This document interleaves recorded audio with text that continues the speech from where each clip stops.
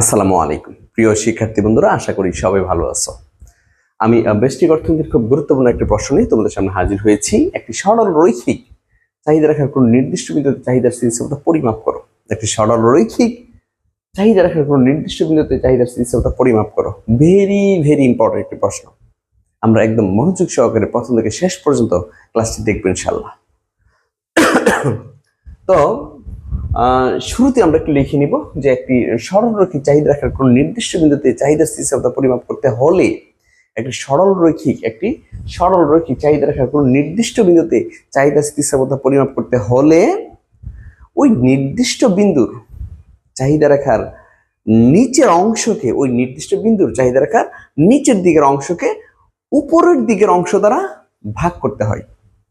আমি আবার বলি, একটি সরলরৈখিক চাহিদা রেখার কোন নির্দিষ্ট বিন্দুতে স্থিতিস্থাপকতা পরিমাপ করতে হলে ওই নির্দিষ্ট বিন্দুর চাহিদা রেখার নিচের দিকের অংশকে ওই নির্দিষ্ট বিন্দুর উপরের দিকের অংশ দ্বারা ভাগ করতে হয়। অর্থাৎ চাহিদার বিন্দু স্থিতিস্থাপকতা সূত্র অনুসারে আমরা লিখতে পারি চাহিদার স্থিতিস্থাপকতা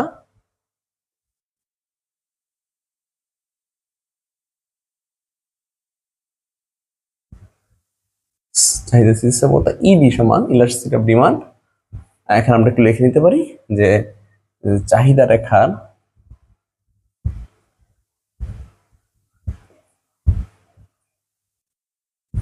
নির্দিষ্ট বিন্দুর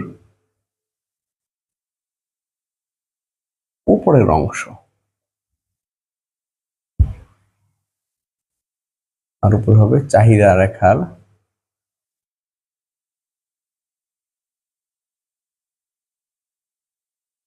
নির্দিষ্ট বিন্দুর নিচের অংশ। চাহিদা রেখার নির্দিষ্ট বিন্দুর উপরের অংশ আর উপরে হবে চাহিদা রেখার নির্দিষ্ট বিন্দুর নিচের অংশ। ব্যাস। এরপর লিখবো নিম্ন একটি সরলরৈখিক চাহিদা রেখার নির্দিষ্ট বিন্দুতে চাহিদা স্থিতিশীলতা পরিমাপ করা হলো। তো আমরা একটা সরলরৈখিক চাহিদা রেখা অঙ্কন করে নিব। এটুকু আমি মুছে ফেলি, এটুকু পরবর্তী কাজে লাগবে। এটুকু খেয়াল রেখো যে চাহিদা স্থিতিস্থাপকতা সমান চাহিদা রেখার নির্দিষ্ট বিন্দু উপরের অংশটা নিচে হবে আর নিচের অংশটা উপরে হবে, এটা খেয়াল রাখবা। ওকে,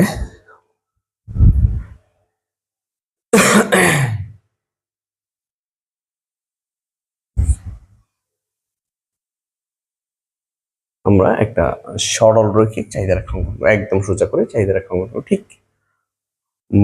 মধ্যবিন্দু দিলাম, এই এখানে ধরো এন, এখানে ধরো এম, ধরো ডি, ধরো D1, ও এক্স ওয়াই, এগুলো ধরো এস, দাম আর হচ্ছে চাহিদা পরিমাণ।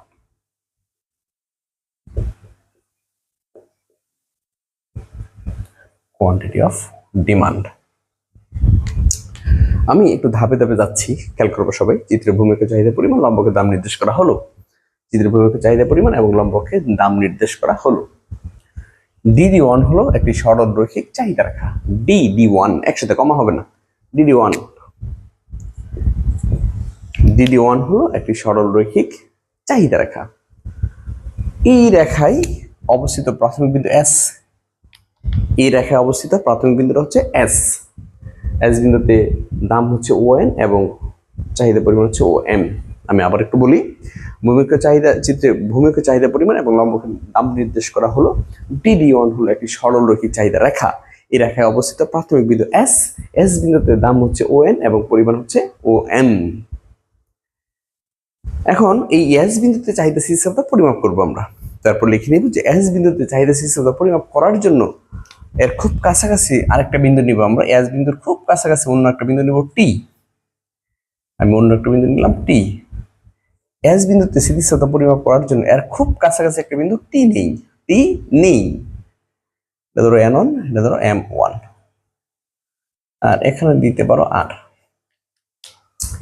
এস বিন্দুতে স্থিতিস্থাপকতা পরিমাপ করার জন্য এস বিন্দুতে, এই যে একটা নির্দিষ্ট বিন্দু, এই এস বিন্দুতে স্থিতিস্থাপকতা পরিমাপ করার জন্য এর খুব কাছাকাছি অন্য একটা বিন্দু টি নিলাম। এক্ষেত্রে নতুন দাম হচ্ছে ON1, নতুন চাহিদা পরিমাণ হচ্ছে OM1।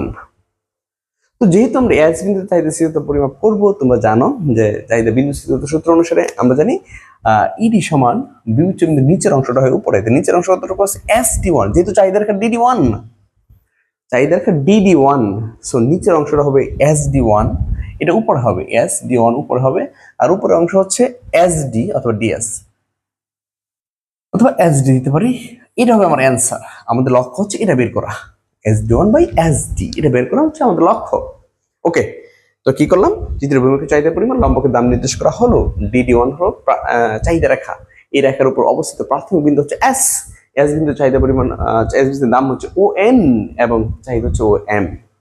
এই এস বিন্দুতে চাহিদা স্থিতিস্থাপক পরিমাপ করার জন্য খুব কাছাকাছি অন্য একটা বিন্দু টি নিলাম, অন্য একটা বিন্দু টি নেই। এই টি বিন্দুতে নাম হচ্ছে ON1 এবং চাহিদা পরিমাণ হচ্ছে OM1। সুতরাং লেখা যায়, এখানে লিখে নিতে পারো যে সুতরাং লেখা যায়, কি লেখা যায়, প্রাথমিক দাম, সুতরাং লেখা যায় প্রাথমিক দাম P সমান ON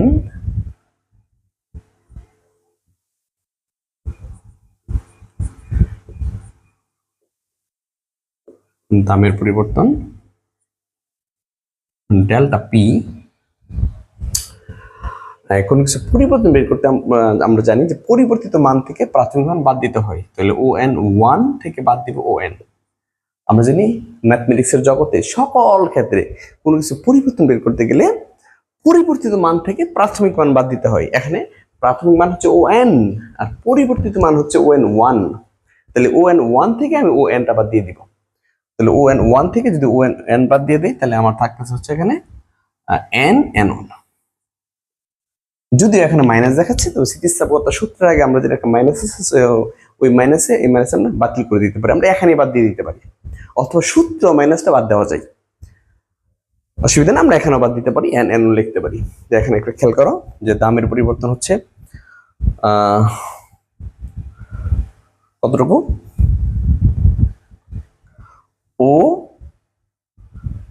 ON1 ছিল, এখন হচ্ছে ON ছিল, এখন হচ্ছে ON1। তাহলে আমরা দামের পরিবর্তন বের করবো কিভাবে, ডেল্টা P, ডেল্টা মানে পরিবর্তন, P মানে দাম, দামের পরিবর্তন। ON1 থেকে পরিবর্তিত দাম থেকে প্রাথমিক মান দামটা বাদ দিয়ে দিব, তাহলে ON1 থেকে আমি ON বাদ দিয়ে দিব, তাহলে ON1 থেকে যদি ON বাদ দিয়ে থাকে N1 পরিমাণ। এখানে কিন্তু মাইনাস দেখাবে, কিন্তু স্থিতিস্থাপকতা সূত্রে একটা মাইনাস থাকবে, তো এই মাসে বেনিশ হয়ে যাবে, আমরা এখানে পাস দিতে পারি। ওকে, এরপর হচ্ছে প্রাথমিক চাহিদা। প্রাথমিক চাহিদা, প্রাথমিক চাহিদা হচ্ছে Q, প্রাথমিক চাহিদা ছিল কত, OM। এরপর হচ্ছে চাহিদা পরিবর্তন,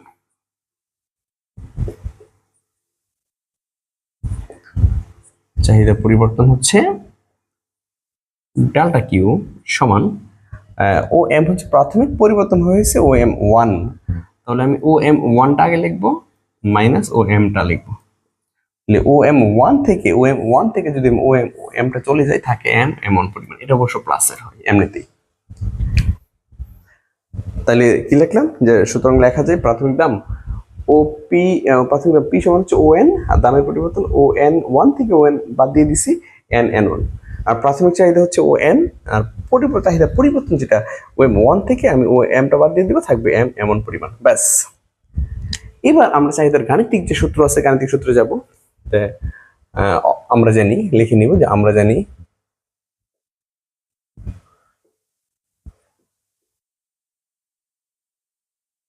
চাহিদার স্থিতিস্থাপকতা হচ্ছে দাম স্থিতিস্থাপকতার সূত্র। আমরা জানি চাহিদা স্থিতিস্থাপকতা ইডি সমান, খেয়াল করবো ভালো করে, এখানে লিখে নিতে পারি চাহিদা স্থিতিস্থাপকতা ইডি সমান delta Q by delta P by Q, ব্যাস, সমান ডেল্টা কিউ হচ্ছে এম এমন পরিমাণ এমন, আর ডেল্টা পি হচ্ছে এন এনন পরিমাণ, ইন্টু পি হচ্ছে ও এন আর কি হচ্ছে ও এম। এখন ওই যে মাইনাসের কথা যেটা বলছিলাম, আমরা জানি রেখা নিম্নগামী হলে চাইতেছি হতে হয় ঋণাত্মক, তো এখানে একটা মাইনাস আছে, আর হচ্ছে সূত্রে মাইনাস, এটা চাইতেছি রেখা নিম্নগামী হয় সিরিজের কথা হবে মাইনাসের, এই হচ্ছে সূত্রে মাইনাস। আর তুমি খেয়াল করো এই এন এননের আগে যদি মাইনাস দাও, এই যে মাইনাস, দুই মাইনাসে কি হয়ে যাবে, প্লাস হয়ে যাবে। সো আমরা যদি এই মাইনাস না দিই, তাহলে এই মাইনাসটা আমরা বেরিশ করতে পারি, শুরুতেই আমরা এইভাবে লিখে নিতে পারি, ব্যাস। এবার খেয়াল করো তো, আমি চাইতেছি সেটা পরিমাপ করব এস বিন্দুতে, তাই এই যে চারটা মান আছে, এই চারটা মান আমি এস বিন্দু কেন্দ্রিক নিয়ে নিব। ভালো করে খেয়াল করতে হবে কিন্তু, আমি সূত্র অনুসারে মান বসালে আমি চারটা পাইছি, চারটা মান এখানে বসাই দিচ্ছি। এখন যেহেতু এস বিন্দুতে স্থিতিশীলতা পরিমাপ করব, সো আমি এখানে যে মানগুলো আছে এই মানগুলো এস বিন্দু কেন্দ্রিক বসাবো। তো যদি আমি এস বিন্দু কেন্দ্রিক মান বসাতে যাই, এম এমন যেটা এম এমন এস বিন্দু কেন্দ্রিক, আর হচ্ছে টি বিন্দু কেন্দ্রিক, হ্যাঁ এস বিন্দু কেন্দ্রিক আর হচ্ছে টি বিন্দু কেন্দ্রিক আমরা মানগুলো বসাই দিব। তাহলে এম এমন এন এম এম এমন যে কথা, আর টি একই কথা, এখানে আমরা আর টি লিখে নিব। তারপর হচ্ছে এন এনন যে কথা, এস আর একই কথা, ও এন যে কথা, ও এন যে কথা, এস এম একই কথা, অথবা এম এস, এস এম এক কথাই। আবার ও এম যে কথা, এন এস একই কথা, এন এস অথবা এন এস এস এন একই কথা। খেয়াল করো এই বাক্যটা একটু ভালো করে বুঝো, এইটুকু মনোযোগ দিয়ে ভালো করে, এইটুকু মান বসাইছি আমি সূত্র অনুসারে, ওই যে চিত্র থেকে যে মানগুলো লিখছি মান অনুসারে। এবার দেখো এই মানগুলো সমান আমি লিখতে পারি, যেহেতু স্থিতিশীলতা পরিমাপ করবো এস বিন্দুতে এবং এর জন্য একটা কাছাকাছি একটা বিন্দু হচ্ছে টি, তো আমরা মানগুলো যা বসাবো এই চারটা মানকে আমি এস আর টি বিন্দু কেন্দ্রিক নিয়ে নিব। তাহলে এম এমন সময় তুমি আরেকটা বিকল্প মান পাচ্ছ আর টি, কারণ আমরা জানি এম এমন যে কথা আর টি একই কথা, তাহলে আমি আর টি বসিয়ে দিলাম এম এমনের জায়গায়। এন এনন যে কথা, এস আর একই কথা, এই যে এস আর। তারপরে দেখো এস এম, ওই যে O N O N O N O N যে কথা, এম এস অথবা এস এম একই কথা। তারপর একইভাবে ও এম যে কথা, এন এস একই কথা অথবা এস এন একই কথা। ওকে, এটা আমরা লিখলাম। এবার একটা বিষয় খেয়াল করো তো, দেখো তো এখানে একটা ত্রিভুজ, এখানে অনেকগুলো ত্রিভুজ আছে, এর মধ্যে একটা ত্রিভুজ হচ্ছে এস আর টি, এটা একটা ত্রিভুজ, আর একটা হচ্ছে এস এম টি ডিওন, এস এম ডিওন এটা আরেকটা ত্রিভুজ। আমরা একটা লিখতে পারি যে চিত্রে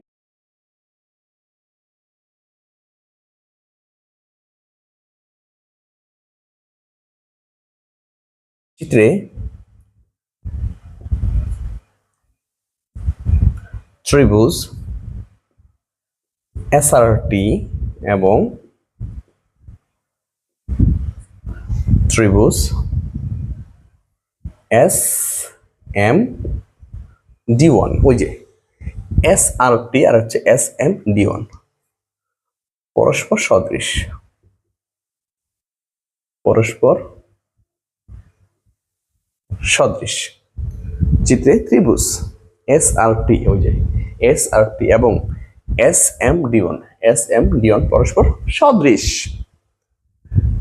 অর্থাৎ দেখতে একরকম। এটা 90 ডিগ্রি, এটাও কি 90 ডিগ্রি, দেখতে কি একই রকম। এইবার আমরা লিখতে পারি যে তাহলে খেয়াল করো, অর্থাৎ সদৃশ ত্রিভুজ হলে এক ত্রিভুজের ভূমি সমান আর ত্রিভুজের ভূমি লেখা যায়, এক ত্রিভুজের লম্ব সমান আর ত্রিভুজের লম্ব লেখা যায়। তাহলে আমরা কি লিখতে পারি, দেখো যে এখানে ওই যে আর টি এস আর, এখানে ওই যে আর টি ভূমি, এস আর টি ত্রিভুজের ভূমি হচ্ছে আর টি, তাহলে আমি এখানে লিখতে পারি আর টি যে কথা এম ডি ওয়ান একই কথা, তাহলে এখানে লিখতে পারি এম ডি ওয়ান। আবার দেখো এস আর, এস আর লম্ব, এস আর টি ত্রিভুজের লম্ব হচ্ছে এস আর, লম্ব এস আর হলে আমি এস এম লিখতে পারি, এখানে এস এম লেখা যায়। খেয়াল করো সবাই, এস আর টি এটা একটা ত্রিভুজ, SMD1 এটা একটা ত্রিভুজ। তাহলে দুইটা ত্রিভুজ পরস্পর সদৃশ, দেখতে একরকম, এটা 90 ডিগ্রি, এটাও কি 90 ডিগ্রি, এখানে কোণ। তাহলে এই দেখতে যদি একরকম হয় ত্রিভুজের, তাহলে এক ত্রিভুজের লম্ব সমান আরেক ত্রিভুজের লম্ব লিখতে পারি, এক ত্রিভুজের ভূমি সমান আরেক ত্রিভুজের ভূমি লিখতে পারি। তো আমরা যেহেতু সিসি আমরা বের করবো এস বিন্দুর নিচের অংশ, তাহলে একদম নিচ পর্যন্ত চলে যাবো আমরা। এই কারণেই এই কাজটা করবো আমরা। SRT আর হচ্ছে SMD1 ত্রিভুজ পরস্পর সদৃশ হওয়ায় প্রথম যে অংশটা আছে RT, ওই যে RT ভূমি, অর্থাৎ ভূমি আর লম্ব নিবা, শুধু তুমি ভূমি আর লম্ব নিবা। তো এখানে ভূমি আছে কতটুকু, RT যে কথা, MD1 এক কথা, ওই যে MD1 এক কথা লিখলাম, আবার SR যে কথা, SM একই কথা। ওকে, অতএব এবার তুমি মান বসাও ইডি, ওই যে সূত্রটা আছে এতে মান বসাবো। তো মান যদি বসাই, ইডির মধ্যে যদি আমি এখন RT আর SR এর মান বসাই, RT আর SR এর মান হচ্ছে MD1 SM ইন্টু আর আছে কতটুকু, SM SN। খেয়াল করো, আমরা কিন্তু এই জায়গায় আসি, এরপর সদৃশ দিয়ে এটা সমান এটা দেখাইলাম, অর্থাৎ এই সূত্রের মধ্যে RT/SR সমান তুমি লিখতে পারো MD1 SM, MD1 SM, এই অংশটা তো এখানে আসি। তাহলে তুমি দেখো SM আর SM কাটতে পারি, এখানে আমরা লিখতে পারি MD1 আর হচ্ছে SN, এইটুকু আমরা পাইছি। ঠিক আছে, এই হচ্ছে একটা ধাপ। এরপরে দেখো আরেকটা ত্রিভুজ এখানে সদৃশ আছে, সেটা হচ্ছে DNS আর হচ্ছে SMD1। আমরা একদম এই ডি থেকে এই D1 পর্যন্ত যাব, এখানে একটা ত্রিভুজ হবে DNS আর হচ্ছে SMD1, অর্থাৎ এস বিন্দু উপরে একটা ত্রিভুজ, এস বিন্দুর নিচে একটা ত্রিভুজ। কারণ বিন্দু সূত্র অনুসারে নিচের অংশকে আমি উপর অংশ দ্বারা ভাগ করবো। সো এস বিন্দু উপরে একটা ত্রিভুজ বিবেচনা করবো, নিচে আরেকটা ত্রিভুজ বিবেচনা করবো। তাহলে একটু লিখে দেবো যে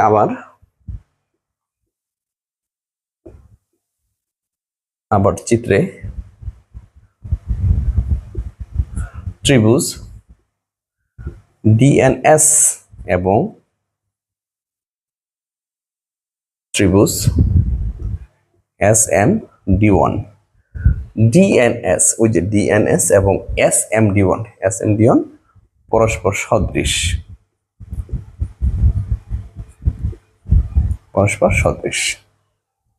আবার চিত্রে ডি ত্রিভুজ DNS এবং SMD1 পরস্পর সদৃশ। তাহলে কি লিখতে পারি আমরা, আচ্ছা যদি এরকম সদৃশ হয়, দুইটা ত্রিভুজ পরস্পর যদি সদৃশ হয়, তাহলে এক ত্রিভুজের ভূমি সমান অত্রিভুজ দেখতে পারি আমরা। ঠিক আছে, দুইটা ত্রিভুজেরই ভূমি সমান অত্রিভুজ লেখা যায় পরস্পর সদৃশ হওয়া। তাহলে ভূমি সমান অত্রিভুজ, তাহলে কি লিখতে পারি আমরা, তাহলে MD1 আর SN যেটা আছে এটা সমান কি লিখতে পারি, তাকাও। MD1 হচ্ছে ত্রিভুজ SMD1 এর ভূমি, এটা সমান অত্রিভুজ লিখতে পারি, সেটা হলো SD1। MD1 সমান আমি লিখতে পারি SD1। আবার ত্রিভুজ DNS এর অত্রিভুজ NS সমান কি লিখতে পারি, DS অথবা SD। অর্থাৎ আমরা MD1 সমান লিখতে পারি SD1, আবার DNS সমান লিখতে পারি আমরা SD। তাহলে অতএব আমরা কি পেয়ে গেলাম, সর্বশেষে ইডি সমান পাইছি আমরা SD1 আর হচ্ছে SD। তাহলে একটা বিষয় খেয়াল করো তো, SD1 হচ্ছে বিবেচ্য বিন্দুর, যে বিন্দু চাইতেছি পরিমাপ করতেছি আমরা, ওই বিন্দু নিচের অংশ, চাহিদা রেখার নিচের অংশ, আর এটা হচ্ছে ওই বিন্দু চাহিদা রেখার উপরের অংশ। তাহলে আমরা লিখতেই পারি যে অতএব এখানে আমরা লিখে নিতে পারি যে অতএব চাহিদা স্থিতিস্থাপকতা হচ্ছে কোনো অতএব একটি সরলরেখা চাহিদা রেখার কোন নির্দিষ্ট বিন্দুতে চাহিদা স্থিতিস্থাপকতা হচ্ছে ওই নির্দিষ্ট বিন্দুর চাহিদা রেখার নিচের অংশকে, অর্থাৎ SD1 কে, যে নিচের অংশকে উপরের অংশ দ্বারা ভাগ করা। এইটুকু পাওয়ার পরে আমরা শুধু লিখে দেব অতএব একটি সরলরেখা চাহিদা রেখার কোন নির্দিষ্ট বিন্দুতে চাহিদা স্থিতিস্থাপকতা হলো ওই নির্দিষ্ট বিন্দুর নিচে, ওই নির্দিষ্ট বিন্দু চাহিদা রেখার নিচের অংশকে, ওই যে SD1 কে উপরের অংশ দ্বারা ভাগ করা। এইভাবে আমরা একটি সরল চাহিদা রেখার কোন নির্দিষ্ট বিন্দু স্থিতিস্থাপকতা পরিমাপ করে নিব। আমি আবার একটু আলোচনায় আসি। শুরুতে লিখে নেব যে একটি সরল চাহিদা রেখার কোন নির্দিষ্ট বিন্দুতে চাহিদা স্থিতিস্থাপকতা হলো ওই নির্দিষ্ট বিন্দুর নিচের দিকের চাহিদা রেখার অংশকে উপরের দিকে চাহিদা রেখার অংশ দ্বারা ভাগ করা বোঝানো হয়। আমরা যে চাহিদা বিন্দু সিস্টেম সূত্র অনুসারে কোন নির্দিষ্ট বিন্দু চাহিদা রেখার নিচের অংশটা হবে উপরে আর উপরের অংশটা হবে নিচে, যেটা আমি শুরুতে বলছিলাম। এরপরে একটি সড়কের চাহিদা রেখা অঙ্কন করে নির্দিষ্ট বিন্দু চাহিদা স্থিরতা পরিমাপ করা হলো। ব্যাস, এই রেখা অঙ্কন করে নিলাম। চিত্রে ভূমিকে চাহিদা পরিমাণ লম্বকে দাম নির্দেশ করা হলো। DD1 হলো একটি সরলরেখা চাহিদা রেখা। এই রেখায় অবস্থিত প্রাথমিক বিন্দু হচ্ছে S, আর S বিন্দুতে চাহিদা S বিন্দুতে দাম হচ্ছে ON এবং পরিমাণ হচ্ছে OM। এই S বিন্দুতে স্থিতিস্থাপকতা পরিমাপ করার জন্য আর খুব কাছাকাছি অন্য একটা বিন্দু T নিলাম। T বিন্দুতে দাম হচ্ছে ON1 এবং পরিমাণ হচ্ছে OM1। সুতরাং লেখা যায় প্রাথমিক দাম ON, দামের পরিবর্তন ON1 থেকে ON বাদ দিয়ে দিব, থাকবে NN1 মাইনাসটা আমরা অবজ্ঞা করে দিব। আবার পরিমাণ হচ্ছে প্রাথমিক পরিমাণ হচ্ছে OM, পরিমাণের পরিবর্তন হচ্ছে OM1 থেকে OM বাদ দিয়ে থাকবে MM1। তাহলে আমরা স্থিতিস্থাপকতা আমরা জানি, দাম স্থিতিস্থাপকতা সূত্র কিন্তু এটা, দাম স্থিতিস্থাপকতা সূত্র অনুসারে আমি সূত্র লিখে দিলাম। এখন মান বসালাম, ডেল্টা কিউ সমান MM1 আর পি সমান হচ্ছে NN1 আর হচ্ছে পি এর মান বসালাম, কিউ এর মান বসিয়ে দিলাম। এইটুকু থেকে আমি যেহেতু এস বিন্দু স্থিতিস্থাপকতা পরিমাপ করবো এবং তার জন্য একটা বিন্দু টি নিছি, এই চারটা মান আমি এস আর টি বিন্দু নিয়ে নিব। অর্থাৎ এম এমন যে কথা, এম এমন যে কথা, আর টি একই কথা। একইভাবে এন এমন যে কথা, এস আর একই কথা। ঠিক একইভাবে ও এন যে কথা, এস এন এক কথা, ও এম যে কথা, এন এস এক কথা বা এস এন এক কথা। এখন ত্রিভুজ এস আর টি এবং ত্রিভুজ এস এম ডিওন পরস্পর সদৃশ, অর্থাৎ দেখতে একরকম। তাই আমি এস আর সমান এস এম লিখতে পারি, আবার আর টি সমান এম ডিওন লিখতে পারি। ওই যে লিখে দিলাম, আর টি সমান এম ডিওন, এস আর সমান এস এম। এখন কি করলাম, এই স্থিতিস্থাপকতা সূত্রের মধ্যে মানটা বসিয়ে দিলাম, অর্থাৎ এই যে এই দুটো মান পরিবর্তন করে আমি এই দুটো মান বসিয়ে দিলাম এই যে এখানে। ঠিক আছে, এখানে বসাই দিলাম। বসাই দিলে এখন এস এম কাটতে পারি আমরা, উপরে থেকে এম ডিওন, নিচে থেকে এস এম। আবার ত্রিভুজ এস এম ডি1 এবং ডিএনএস পরস্পর সদৃশ, দেখতে একরকম। তাই দুটি ত্রিভুজ দেখতে একরকম হয়, তাহলে এক ত্রিভুজের ভূমি সমান অতিভুজ দেখতে পারি, ঠিক একইভাবে আরেক ত্রিভুজের ভূমি সমান অতিভুজ দেখা যায়। ওই যে লিখে দিলাম। তাহলে আমরা এম ডি1 সমান আমি লিখতে পারি কি এস ডি1, ওই যে আমি এস ডি1 লিখে দিলাম। আবার এন এর সমান লিখতে পারি এস ডি। তাহলে আমরা এস ডি1টা নিচে পাইছি আর এস ডিটা উপরে পাইছি। এস ডি1 নিচের অংশটা উপরে আছে আর এস ডি উপরের অংশটা নিচে আছে। তাহলে আমরা বলতেই পারি যে একটি সরলরেখা চাহিদা রেখার কোন নির্দিষ্ট বিন্দু স্থিতিস্থাপকতা হলো ওই নির্দিষ্ট বিন্দুর চাহিদা রেখার নিচের অংশকে উপরের অংশ দ্বারা ভাগ করা। আশা করি সবাই বুঝতে পেরেছ। আমার ক্লাস যদি ভালো লাগে তুমি তোমার বন্ধু সবাইকে আমার অনলাইন ক্লাসের বিষয়ে শেয়ার করো। ভালো থাকো, সুস্থ থাকো। আসসালামু আলাইকুম।